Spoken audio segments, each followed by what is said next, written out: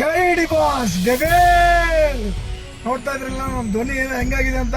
ಅದಕ್ಕೆ ಕಾರಣ ಡೆವಿಲ್ ಸಂಭ್ರಮಾಚರಣೆ. ಈಗ ತಾನೇ ಡೆವಿಲ್ ಸಿನಿಮಾ ನೋಡ್ಕೊಂಡು ಬಂದೆ. ಫಿಲಿಂ ಮಾತ್ರ ಅಭಿಮಾನಿಗಳಿಗಂತಾನೆ ಮಾಡಿಸಿರೋಂತ ಫಿಲಿಂ.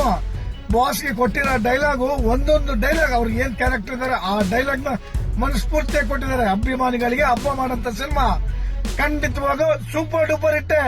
ಯಾರು ಏನ್ ಎಕ್ಸ್ಪೆಕ್ಟ್ ಮಾಡಿರ್ತಾರೋ ಅದೇ ರೀತಿಯಾಗಿದೆ. ಖಂಡಿತವಾಗೂ ಮುಂದಿನ ದಿನಗಳಲ್ಲಿ ಸಿಎಂ ಆಗ್ತೀನಿ ಅಂತ ಮುನ್ಸೂಚನೆ ಕೊಟ್ಟಿದ್ದಾರೆ ಬಾಸು.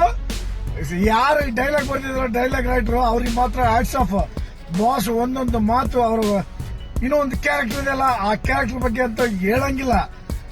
ಒಳ್ಳೆತನಕ್ಕೆ ಯಾವತ್ತು ಕಾಲ ಇದೆ ಅಂತ ಮತ್ತೆ ನಿರೂಪಣೆ ಆಗಿದೆ. ಅಭಿಮಾನಿಗಳ ಸಂಭ್ರಮಾಚರಣೆಗೆ ಮುಗಿಲು ಮುಟ್ಟಿದೆ ಬಳ್ಳಾರಿಯಲ್ಲೆಲ್ಲ.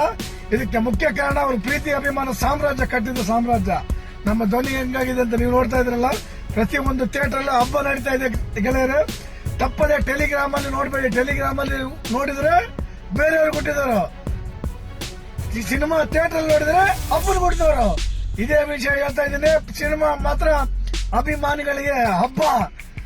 ಇನ್ನೊಂದು ಹೇಳಕ್ ಇಷ್ಟಪಡ್ತೀನಿ, ಅವ್ರ ಆಕ್ಟಿಂಗ್ ಮಾತ್ರ ಸೂಪರ್ ಡೂಪರ್ ಇತ್ತು.